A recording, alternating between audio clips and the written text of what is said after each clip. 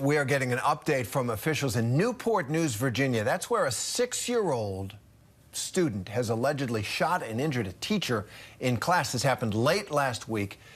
Here's the press conference. Listen in. For all of us. And there are a lot of heroes.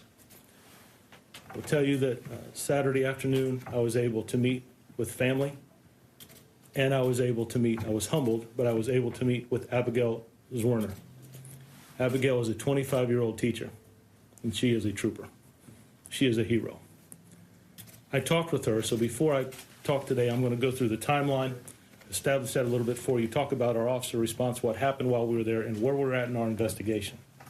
But please remember that we are only 3 days into this, that there's a lot of things that still need to happen, and I'll talk about that as we go forward.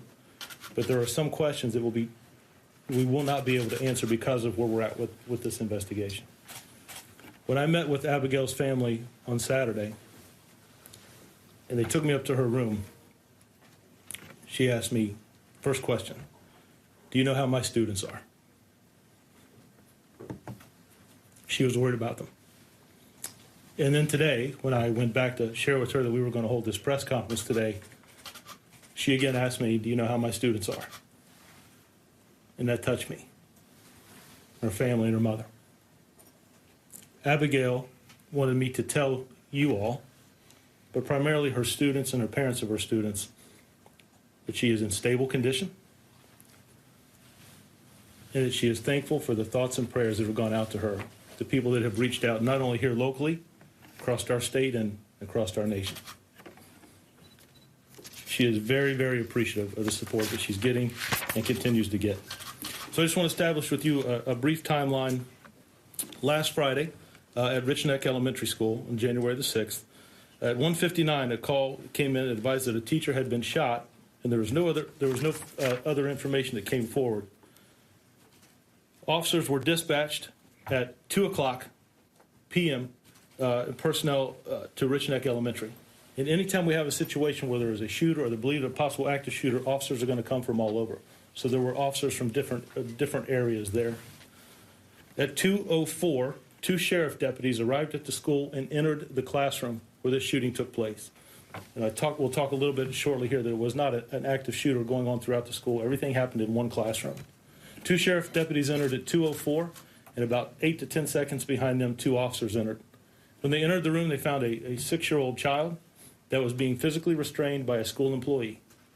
The child became a little combative, actually struck the school employee that was restraining him, and officers then took control of him and escorted him out of the building, placed him in a police car with an officer inside and outside that vehicle. Once that had occurred, there was a systematic evacuation of rooms and hallways for safety. So we still weren't sure exactly what all we had at that point. But on the timeline, I want to go back and talk about the other response. As we said, at 2:04, deputies and officers responded. At 2:06, medics arrived at the school. At 2:07, the medics were cleared by officers to enter the building, that room was safe where we had someone had been injured. At 2:09, they made contact with Abigail, and at 2:11, she was transported to a local hospital where she's currently undergoing treatment. And again, if I didn't state earlier, she is still listed in stable condition, and I had a good conversation with her today. We talked a little bit about when the officers arrived. The young man was taken into custody and escorted out of the building. And officers responded then and began to put a plan together quickly to evacuate the hallways, the classrooms in a systematic order. But remember, we're dealing with elementary kids, right? And I will tell you, I was touched by the way that those officers interacted with those kids as they moved them from the hallway to the gymnasium. The faculty and staff there, and I'm not just talking about teachers. It was heroic, the way I saw them take care of those young people. Officers and faculty members took the students into the gymnasium. That's where they would stay until they were reunited with their family. The individuals that were in the classroom were taken to the library, where they were held there, kept there with detectives, a couple of teachers, and eventually some school counselors. When they arrived, we escorted them safely to that area as we continued to clear the building so that they could be, the professionals could be with our young people, with students.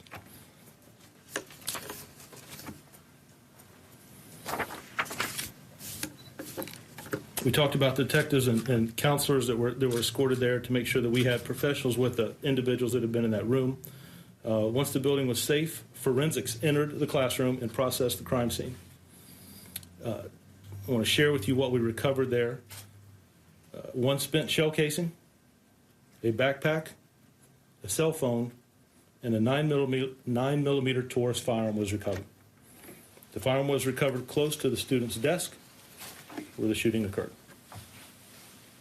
Mrs. Zwerner was providing class instruction. The 6-year-old child displayed a firearm, pointed it at her, and fired one round. There was no physical struggle or fight. She was providing instruction to her class. There was one round fired. Abigail took a defensive position, and what I'm sharing with you is because she has allowed me to share it.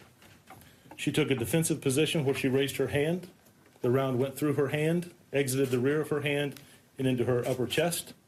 And that's as far as I want to go with that. I'm not a physician, and the complications there, but that was the injury as she leaned back and took that round. She suffered a gunshot wound, but she was still able to get all of her students out of that classroom. From the video surveillance we have of the hallway, you can see the students running out of that classroom across the hall into, and I'm estimating about 17 to 20 students out of that classroom across all into other classrooms. Mrs. Werner was the last person to leave that class. She made a right turn and started down the hallway, and then she stopped. And she turned around. She turned around to make sure that every one of those students was safe.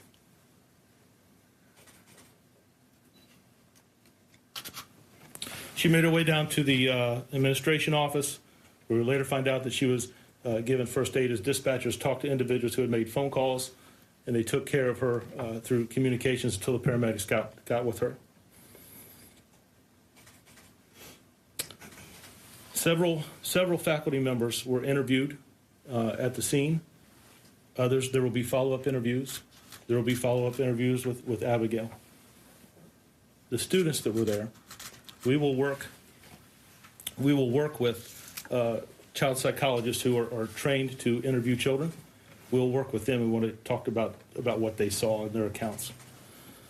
Now, once I arrived, myself and other officers, got a quick brief assessment of the situation, what we had, and I wanted to get out as quick as we could to our community and our parents, right, that we did not have an active situation, the individual was in custody, and that there was no longer threat. I tried to explain a little bit about how children were being moved to the gymnasium. We'll work with our school board members and faculty and staff there, our sheriff deputies, that came all together, and we had a systematic process of releasing a child to their parent. They were identified, and we got them back together. You can imagine there was some frustration by parents wanting their children back, and I can understand that. Myself and the mayor worked the line as parents lined up, calming them down, reassuring that their students were okay. But you saw tears and frustration, anxiety, and I appreciate that, sir. Because in those situations, what we ought to do is try to keep people calm because they're just unsure of what they had. And as we reunited, as I saw school employees walking students and officers walking students back to their families, I saw tears and smiles on both sides.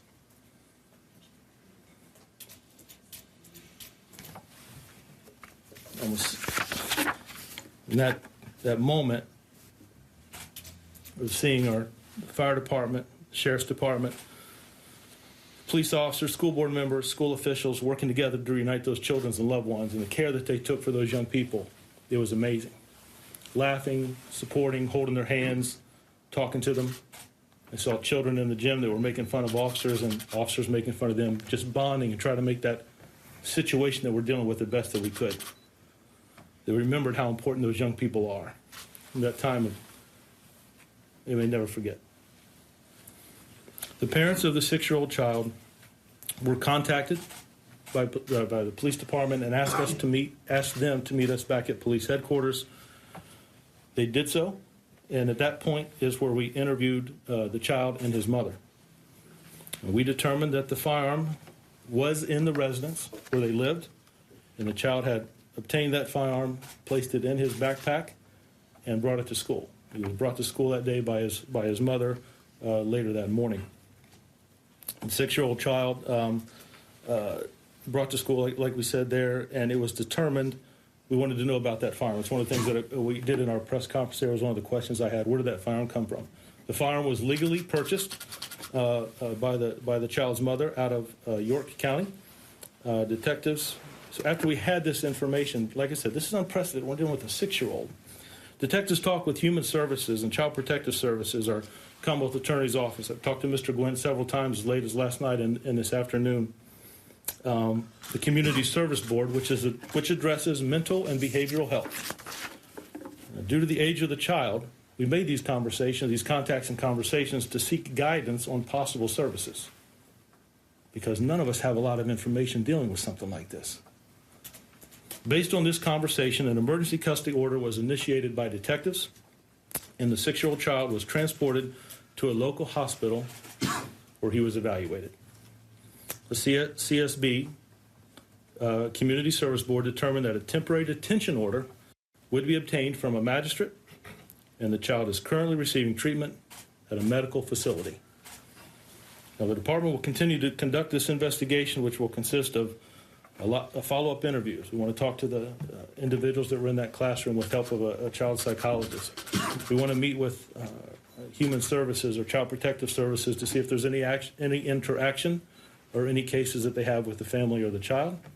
And we also want to work with Dr. Parker and his staff, which have been extremely forthcoming with information of any issues they may have dealing with the child's behavior or any behavioral issues or concerns. I'd like to reiterate, and I said that night, I just want to reiterate that this shooting was not accidental. It was intentional.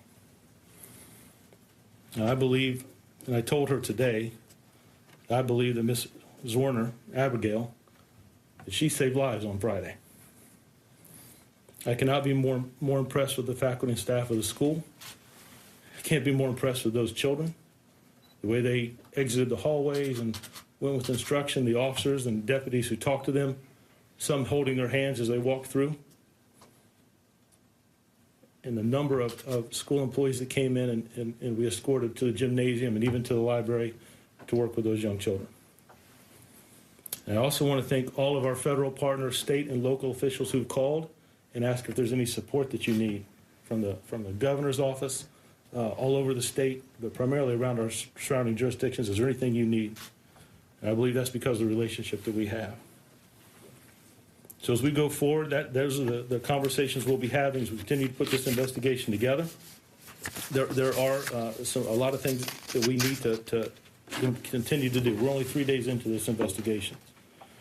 But I just wanted to share with you a little bit about our response, what we had, a little bit of the timeline, what was recovered, and what we have done at this point and where we are as we go forward to have those conversations with our Commonwealth Attorney and CSB board on the best avenue to go forward in this situation. I'll take some questions at the end.